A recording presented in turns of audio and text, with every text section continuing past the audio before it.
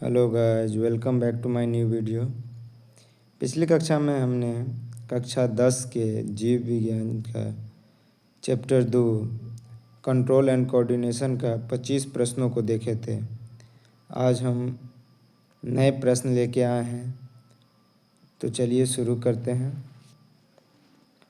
आज का पहला क्वेश्चन नंबर 26 है। अंतःस्रावी ग्रंथियाँ होती है, हमारा ऑप्शन है अंतःस्रावी ग्रंथियाँ होती है।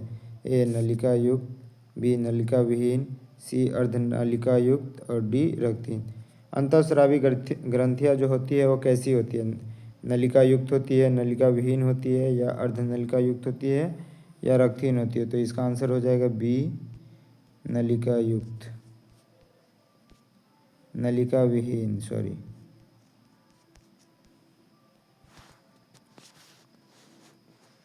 क्वेश्चन नंबर 27 है। पिट्यूटरी ग्रंथि को कहा जाता है, पिट्यूटरी ग्रंथि को कहा जाती है। पहला ऑप्शन है ए वृद्धि ग्रंथि, बी मास्टर ग्रंथि, सी थायराइड ग्रंथि, डी अधिवृक्क ग्रंथि। तो इसे हम पिट्यूटरी ग्रंथि को क्या कहते हैं? इसका दूसरा नाम है मास्टर ग्रंथि। क्या? मास्टर ग्रंथि। क्वेश्चन नंबर 28 है। इंसुलिन का कार्य क्या है? इंसुलिन का कार्य क्या है? हमारा ऑप्शन है ए रक्तचाप को बढ़ाना, हृदय गति को बढ़ाना, रक्त शर्करा नियंत्रित करना, डी है वृद्धि कराना। तो हमारा इसका आंसर क्या हो जाएगा? रक्त शर्करा नियंत्रित करना। क्या हो जाएगा? रक्त शर्करा नियंत्रण। क्वेश्चन नंबर 29 है। प्रतिवर्ती क्रिया होती है, प्रतिवर्ती क्रिया होती है।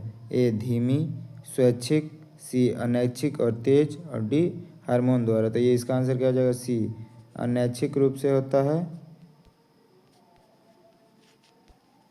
और तेज होता है। क्या होता है? तेज होता है। Question number 30। संदेश वहन करने वाली कोशिका है, संदेश वहन करने जो संदेश को पहुंचाती है। ए न्यूरॉन, नेफ्रॉन, एल्वियोलस और डी प्लेटलेट्स। इसका आंसर क्या हो जाएगा? ए न्यूरॉन। Question number 31। हार्मोन का प्रभाव होता है, हार्मोन का प्रभाव होता है। ए त्वरित और अल्पकालीन, धीमा और दीर्घकालीन, सी है बिल्कुल नहीं, और डी केवल मस्तिष्क पर। तो इसका आंसर हो जाएगा बी धीमा होता है लेकिन लंबे समय तक रहता है। क्या होता है? दीर्घकालीन, लंबे समय तक। Question number 32। पराग नलिका का बीजांड की ओर बढ़ना क्या कहलाता है? पराग नलिका का बीजांड की ओर बढ़ना क्या कहलाता है? तो हमारा ऑप्शन ए प्रकाशानुवर्तन, बी जलानुवर्तन, सी रासायनिक अनुवर्तन और डी गुरुत्वानुवर्तन। तो इसका आंसर क्या हो जाएगा? सी रासायनिक, रासायनिक अनुवर्तन। क्या हो जाएगा? रासायनिक अनुवर्तन। क्वेश्चन नंबर 33 है। मस्तिष्क की रक्षा करता है, मस्तिष्क की रक्षा करता है। ऑप्शन है त्वचा, पसलियाँ, सी खोपड़ी और डी पेशियाँ। तो इसका आंसर हो जाएगा सी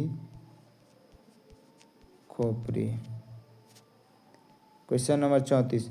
मेरु रज्जु स्थित है, मेरु रज्जु स्थित है। ऑप्शन है ए खोपड़ी में, बी रीढ़ की हड्डी में, सी छाती में और डी पेट में। तो इसका आंसर क्या हो जाएगा? बी रीढ़ की हड्डी में। क्वेश्चन नंबर 35 है। सेरिबेलम का मुख्य कार्य क्या है? सेरिबेलम का मुख्य कार्य क्या है? ए सोच करना, बी संतुलन बनाए रखना, सी पाचन और डी श्वसन। तो इसका आंसर क्या हो जाएगा? बी संतुलन बनाना। क्वेश्चन नंबर 36 है। हार्मोन कहलाते हैं, हार्मोन क्या कहलाते हैं? तो ऑप्शन है ए एंजाइम, बी विटामिन, सी रासायनिक संदेशवाहक और डी प्रोटीन। तो इसका आंसर क्या हो जाएगा? सी रासायनिक संदेशवाहक। क्वेश्चन नंबर 37 है हमारा। रिफ्लेक्स आर्क का केंद्र है, रिफ्लेक्स आर्क का केंद्र है। पहला ऑप्शन है मस्तिष्क, मेरुरज्जु, सी हृदय और डी फेफड़ा। तो हमारा ऑप्शन क्या हो जाएगा 37 का? बी मेरुरज्जु। क्या हो जाएगा? मेरु रज्जु। ऑप्शन हमारा क्वेश्चन नंबर 38 है। कितना? 38। थायरॉक्सिन नियंत्रित करता है, थायरॉक्सिन नियंत्रित करता है ए संतुलन, रक्तचाप को, उपापचय को, और डी पाचन को। तो इसका आंसर हो जाएगा सी उपापचय। क्या हो जाएगा? उपापचय। हमारा क्वेश्चन नंबर 39 है। एड्रेनलिन का प्रभाव है, एड्रेनलिन का प्रभाव है ए रक्त शर्करा कम करना, बी हृदय गति बढ़ाना, सी नींद लाना, और डी क्या है? पाचन बढ़ाना। तो इसका आंसर क्या हो जाएगा? बी हृदय गति बढ़ाना। क्या हो जाएगा? हृदय गति बढ़ाना। क्वेश्चन नंबर 40 है। पौधों में वृद्धि हार्मोन होता है, पौधों में वृद्धि हार्मोन होता है ए ऑक्सीन, बी इंसुलिन, सी एड्रेनलिन, और डी थायरोक्सिन। तो इसका सीधा सीधे आंसर हो जाएगा ऑक्सीन। क्या हो जाएगा? ऑक्सीन। क्वेश्चन नंबर 41 है।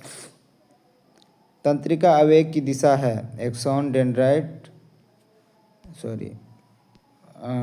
एक्सॉन डेंड्राइट, बी है एक्स डेंड्राइट से सेल बॉडी, सेल बॉडी से एक्सॉन, या सी है सेल बॉडी से डेंड्राइट, या डी केवल एक्सॉन। तो 41 का आंसर क्या हो जाएगा? बी। आंसर क्या हो जाएगा? बी डेंड्राइट से सेल बॉडी, और सेल बॉडी से axon. Question number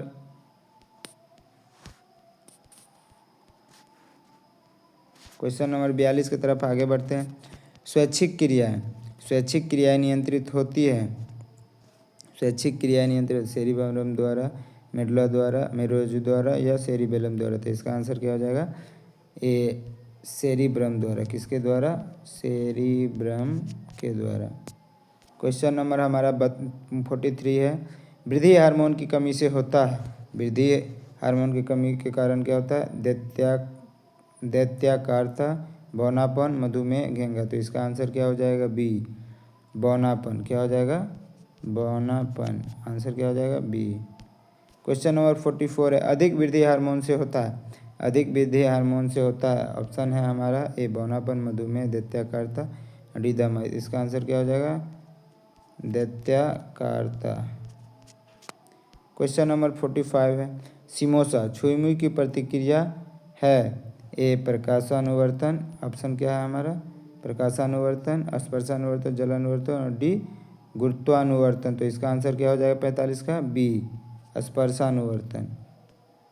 question number 46। केंद्रीय तंत्रिका तंत्र का भाग नहीं है, केंद्रीय तंत्रिका तंत्र का भाग नहीं है। हमारा ऑप्शन है 46 का ए मस्तिष्क, बी मेरुरज्जु, सी नसें, और डी सेरिबेलम। केंद्रीय तंत्रिका तंत्र का भाग नहीं है, तो इसका आंसर क्या हो जाएगा? सी नसें। Question number 47। अंतःस्रावी ग्रंथियां स्रावित करती है ए एंजाइम, बी हार्मोन, सी रक्त, और डी लार। तो अंतःस्रावी ग्रंथियां क्या स्राव करती है? हार्मोन। किसको? हार्मोन। Question number 48। सिनेप्स पाया जाता है। ऑप्शन है हमारा ए सिनेप्स में, बी न्यूरॉनों के बीच, सी फेफड़ों में, और डी पेट में। तो इसका आंसर क्या हो जाएगा? बी न्यूरॉनों के बीच। Question number 49। शरीर में समन्वय होता है, शरीर में समन्वय होता है केवल तंत्रिका तंत्र से, केवल हार्मोन से, केवल तंत्रिका व हार्मोन दोनों से, और केवल डी है केवल रक्त से। तो इसका आंसर हो जाएगा सी तंत्रिका व हार्मोन दोनों से। क्वेश्चन नंबर 50 है। पिट्यूटरी ग्रंथि स्थित है, पिट्यूटरी ग्रंथि स्थित है ए हृदय में, बी यकृत में, सी मस्तिष्क के आधार पर, और डी रीढ़ में। तो इसका आंसर हो जाएगा सी मस्तिष्क के आधार पर। तो हमारा लास्ट क्वेश्चन यही था। तो आज हम अपना सेशन यही समाप्त करते हैं। अगर वीडियो अच्छा लगा हो तो वीडियो को लाइक कर दे, कमेंट कर दे, और अगर हमारे चैनल पे नए हैं तो हमारे चैनल को सब्सक्राइब कर लें, ताकि रोज़ हम आपके लिए नए वीडियो लाते रहें। Thank you for watching.